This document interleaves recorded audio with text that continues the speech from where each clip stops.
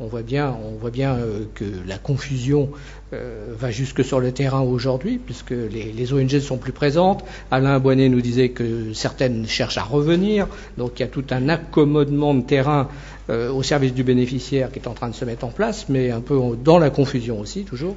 Et puis le troisième point, c'est la question du plaidoyer. En tant que journaliste, j'ai le sentiment, pour avoir lu vos communiqués de presse et vos documents dans les différentes ONG, que vous avez eu beaucoup de mal, et il vous a fallu des semaines pour arriver à un discours cohérent.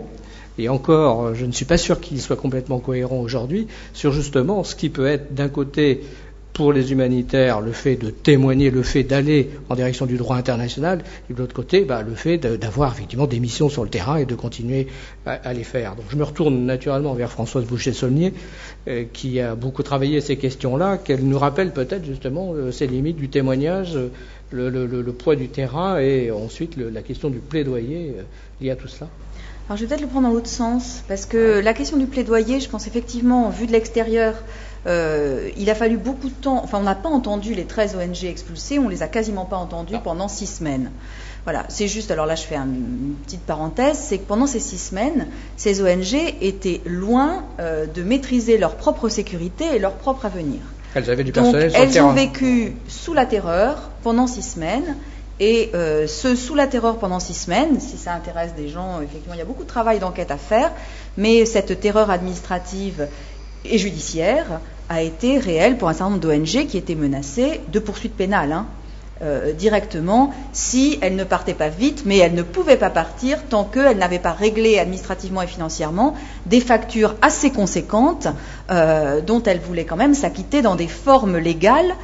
Quand je dis minimal, c'est vraiment minimal. Donc ça a pris 6 semaines d'un rapport de force extrêmement intéressant et enrichissant, mais d'un rapport de force qui ne pouvait pas passer par l'expression publique, pour une raison qui est liée alors à l'expulsion, c'est que nous étions, tel que nous l'avons analysé bien sûr, pris en otage d'un rapport de force qui n'était pas le nôtre. Les ONG expulsées, elles étaient donc 13, et elles étaient quand même, si on les regarde, majoritairement françaises ou britanniques ou américaines. La première lecture qu'on en a fait, c'est qu'il s'agissait non pas de punir ces ONG, mais qu'il s'agissait de punir les diplomaties des pays originaires de ces ONG. Donc c'était bien un message adressé à la diplomatie française, britannique et américaine, qui était envoyé en punissant les ONG et en les mettant finalement dans une relation d'embarras, de délicatesse, puisque ces diplomaties qui avaient été sollicitées pour éventuellement soutenir la demande de lever des poursuites devant la Cour pénale, de la Cour pénale internationale devant le Conseil de sécurité, ces diplomaties s'étaient clairement exprimées sous, je pense, la pression de leur propre politique diplomatique, puisque les États ont des politiques, mais certainement aussi sous la pression d'organisations de droits de l'homme qui disaient il est hors de question que la France ou que la Grande-Bretagne interviennent auprès du Conseil de sécurité pour demander la suspension des poursuites pendant 1 an, comme le Conseil de sécurité peut le faire.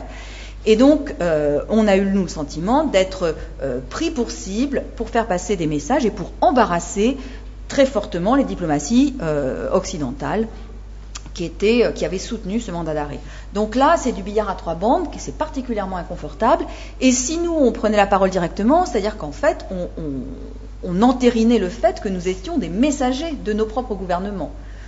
Donc l'indépendance passait par ne pas en appeler à nos opinions publiques et à nos gouvernements, sinon on faisait finalement le jeu dans lequel on nous avait contraints à rentrer. Donc c'est une situation un peu particulière, mais dans laquelle il faut quand même mesurer, pour le coup, ce que l'indépendance, ça veut dire. C'est-à-dire que dans ces cas-là, en appeler à la protection diplomatique, c'est faire le jeu, finalement, d'une politisation et d'une identification nationale de notre statut d'ONG qui n'était certainement pas pertinent. C'était un jeu assez pervers, très bien joué, dans lequel on a essayé, et c'est vrai que le silence n'est pas notre qualité et notre trait caractéristique premier, mais on s'est contraint au silence pour arriver à s'extraire d'un rapport de force qu'on trouvait extrêmement malsain et qui a, à notre avis, peut-être trop peu été décodé et assumé par les véritables destinataires de ces alertes. Je vais fermer cette parenthèse là-dessus. Alors ensuite, la question vient y compris d'ailleurs organisations de droits de l'homme, hein, parce que là, il y a une vraie mise en tension qu'il faut assumer. On ne peut pas faire comme si, en se cachant derrière le petit doigt. Voilà. Donc j'en viens au premier point qui était le témoignage. Alors là, moi je trouve que bon, toutes les crises ont une vertu. Celle-ci en a une extraordinaire, c'est qu'elle pose sur la table un problème autour duquel on tourne.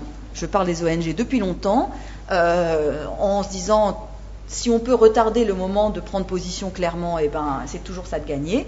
Qui est est-ce que l'action humanitaire de terrain est compatible avec l'action de témoignage et de soutien du travail de la Cour pénale internationale ou pas. Donc ça c'est une belle question. Hein. MSF, on a dit depuis longtemps, puisqu'on a une expérience aussi des tribunaux ad hoc, donc depuis 1993 on est confronté à l'existence de tribunaux internationaux.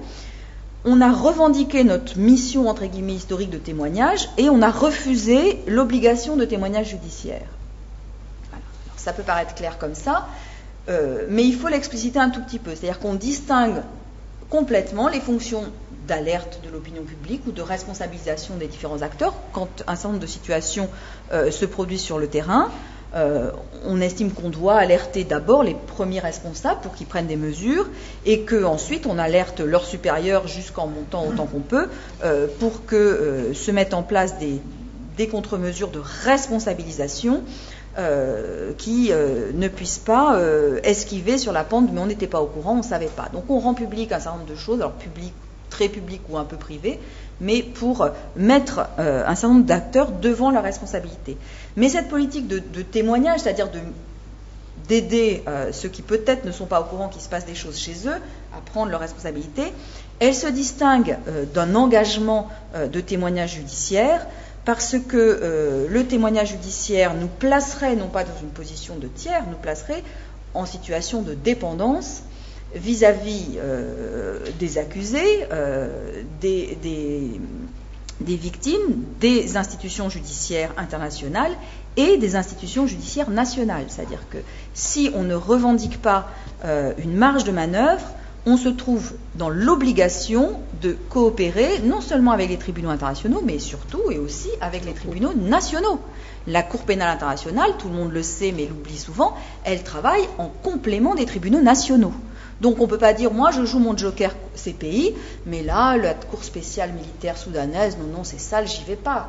Voilà. Donc les ONG de terrain doivent faire des choix, ou bien elles acceptent de transmettre leurs informations à charge, à décharge et à tout ce qu'on veut, et de laisser libre accès à leurs documents internes, à leur personnel, etc. Ou bien elles mettent des distances et elles les revendiquent, parce que pour obtenir des immunités, éventuellement, il faut les revendiquer. Si on estime qu'il n'y a aucun problème, qu'on peut très bien tout faire, c'est-à-dire le secours et la participation au procès, puisque à la fin de la journée, c'est quand même des procès qu'il s'agit, ce n'est pas de la justice avec un grand J, c'est des procès pénaux. Si on pense qu'on peut tout faire, eh ben on peut tout faire. Moi, au début de la conférence, j'ai dit on ne peut pas tout faire, et notamment les acteurs humanitaires de terrain ne peuvent pas faire du secours sur le terrain et participer à des procès pénaux à charge ou à décharge. Donc on l'a mis très clairement devant, et j'illustre juste le cas sur le Darfour. C'est quoi ? En 2005, une section de MSF publie un rapport, le rend public, d'ailleurs à l'occasion de la journée de la femme, donc c'est pas très politique comme événement, sur les viols. C'est un rapport, donc c'est de l'alerte, hein, il y a un phénomène de viol, et donc on alerte les responsables. La réaction du gouvernement est simple, ils arrêtent le chef de mission. Ils le mettent en prison, et sur les mêmes attaques, atteinte à la souveraineté de l'État. C'est-à-dire, ou bien ce que vous dites est vrai et vous nous donnez les documents pour qu'on puisse poursuivre les criminels, ou bien ce que vous dites, ou bien vous ne donnez pas ces documents et donc ce que vous dites est faux et vous cherchez à déstabiliser le gouvernement et éventuellement à déclencher des enquêtes internationales, etc.